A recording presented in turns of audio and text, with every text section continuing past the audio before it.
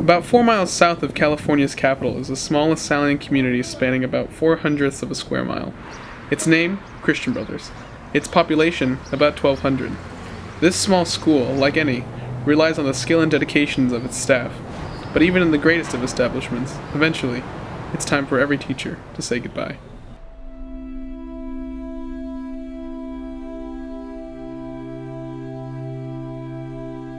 Miss Jennifer Makol started working at Christian Brothers High School 16 years ago.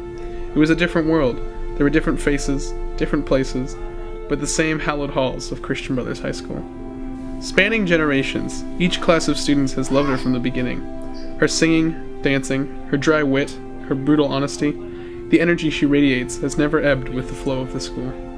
She really is a character all to her own. She's wonderful, she's a great personality. It's been very helpful to me as an educator and as a friend. I'm grateful that I've had a mentor like that. Always loved this job. I've said that often to people, that it's a great place to work.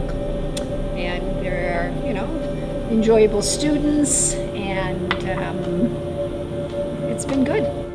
But one morning, without any prior indication, Miss Makol realized it was the end of her teaching career. The announcement of her retirement would send a shockwave of emotion through those touched by her hegemony. But any individual fortunate enough to acquaint his or herself with Miss Makol can't help but feel excited for the opportunities before her. The reason I decided is a little like, how do you know when your children are old enough to cross the street?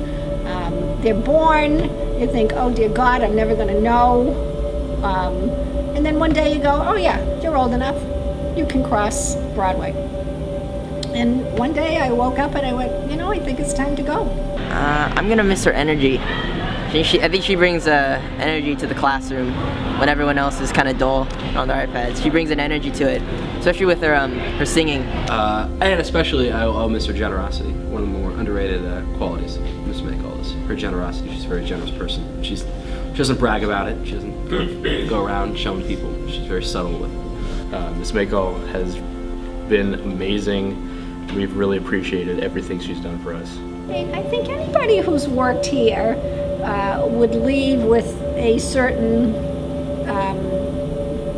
sense of sadness and nostalgia,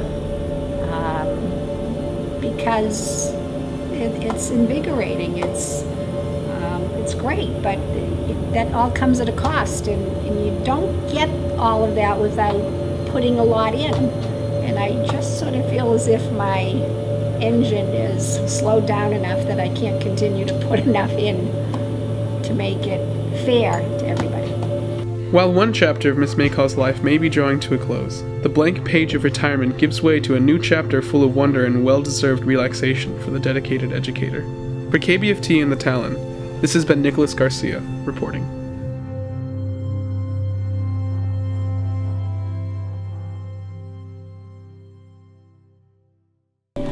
I haven't seen the leaves turn color in New England but once in 38 years that I've been in Sacramento because of school and teaching, and I want to go to New England in the fall. I want to see the leaves turn.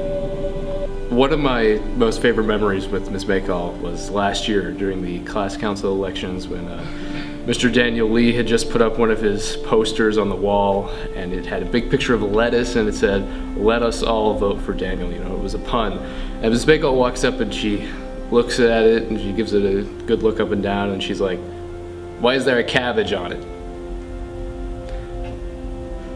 That was so funny. All right, anything else? All of her singing and dancing that she does, and the fact that I've never heard of any of the songs that she's ever sung. I feel a song coming on. This is the moment.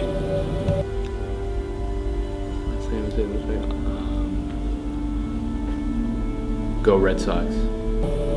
So long, small fry. It's time to say goodbye.